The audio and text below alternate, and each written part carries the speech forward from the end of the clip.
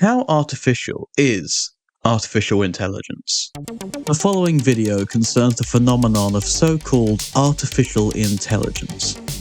Not as a speculative possibility, but first and foremost as a political image that has a corresponding economic and political actuality, which precedes and must precede a merely philosophical interpretation of it.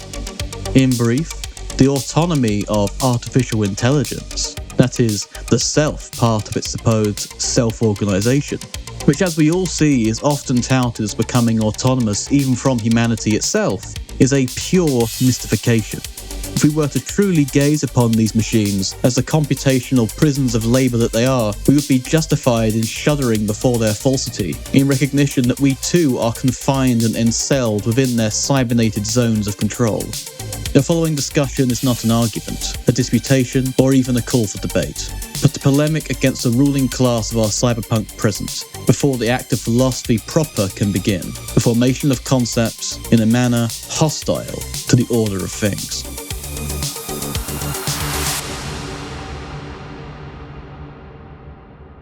Artificial intelligence is all the rage these days, or so they say. It's the new revolution that's got all of the luminaries of the ruling class and the Silicon Valley libertarians just creaming themselves in a mixture of religious awe, that is, ecstasy and terror.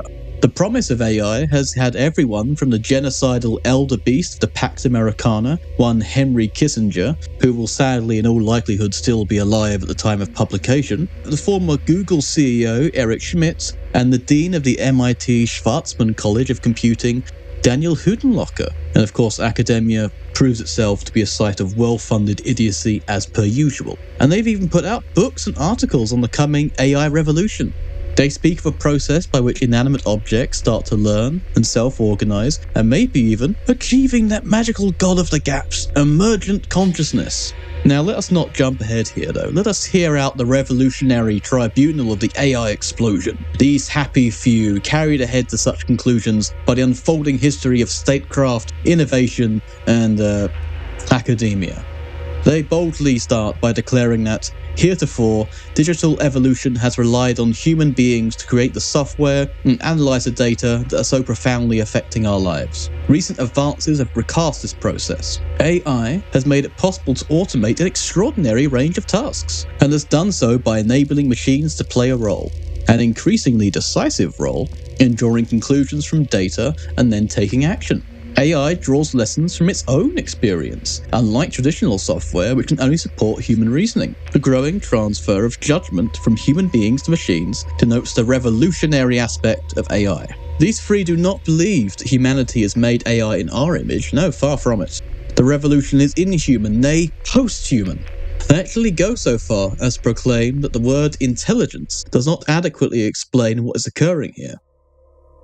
I wholeheartedly agree with our triumvirate of cybernetic triumph.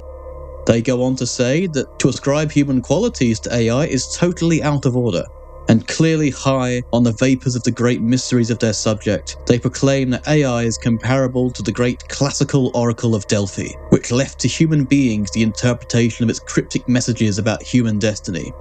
What a task! Our ruling classes will surely make of themselves a new priestly caste to determine the great transcendent and transhuman prophecies of the infant AI we have before us. The trilogy of manic mysteria we are thinking of here have provided their own examples of the AI revolution, and it's not too hard to see where Kissinger was clearly in dictation. They speak of the challenge AI poses for national security, because they have already assumed its novel creativity. It's the hip new thing, you see. The Butcher of Cambodia writes that if AI develops new weapons, strategies and tactics by simulation and other clandestine methods, control becomes elusive, if not impossible.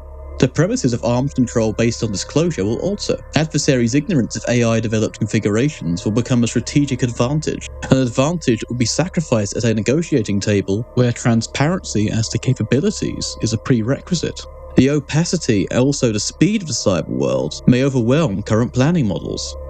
Henry, you elder demon of empire, isn't that what you'd all want? A weapons system that is smarter than you, which you can't control, and which therefore absolves you of all of your genocidal guilt? These people believe they are halfway to Skynet, as if Kissinger himself was not a cog in a machine which to this day wages automated and mechanized war that seizes humanity. Then again, this is a risk denying Henry the agency that he so desperately wants to deny of himself, that he will always be an enemy agent. The second example follows from Schmidt, of course, on behalf of the Google Home and Amazon Alexa, those great data harvesting convenience machines. He thinks that people will start to treat digital assistants and AI pets like humans, and so we will acquire an intimacy with machines that equally grants them an unlimited surveillance capacity.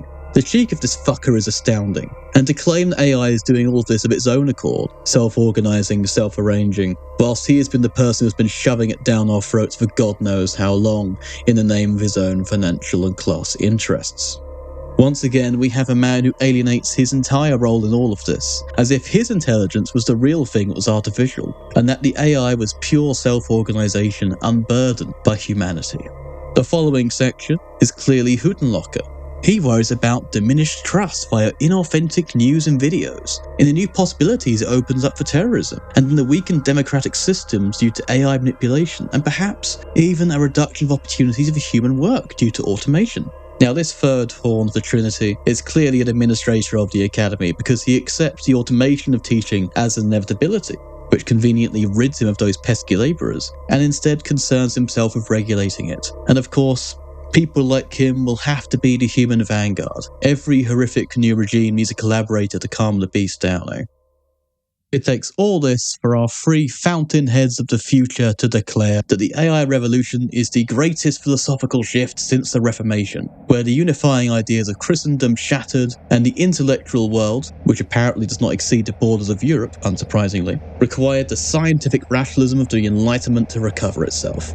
Yet, no Kant or Hegel should be enough to conquer the philosophical rupture that AI has bequeathed to us, as they conclusively prophesize that the phenomenon of machine that assists or possibly even surpasses humans in mental labour and can help predict and shape outcomes is unique in human history.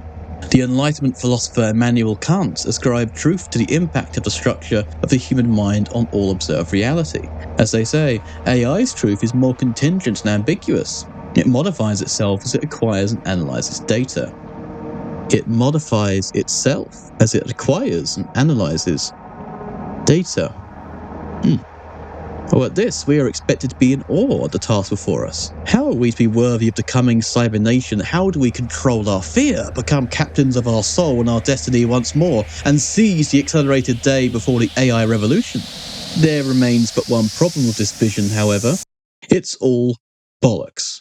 All of it. These so-called people sit in awe at the inhumanity of the AI revolution when it is nothing but human. They worry about a world of work without the worker, but as Phil Jones pointed out in their brilliant book on the subject, the acquisition and analysis of data is anything but inhuman. Through new forms of so-called micro-work, where people are paid minimal amounts for tasks where they verify, edit, or produce data such as the checking of the veracity of search engine results, or identifying elements such as faces or cars in images. This is how datasets are produced. Many of these datasets are produced for companies like Clearview AI that train software on such data and sell it to immigration and customs enforcement in the United States. Who does this micro-work for? All sorts of people, from students, but increasingly those in refugee camps, those cast out by the violence of empire and contained in an indefinite hell by the violence of the border. I quote Jones here.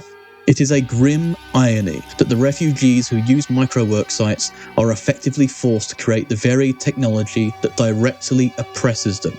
Artificial intelligence is not artificial. It is real, living, machinically enslaved humanity. Data is a recording, a surplus, a residuum of activity, of cognitive and physical motion that exists after the process. Data is dead labour that returns in the form of algorithmic systems of control and communication.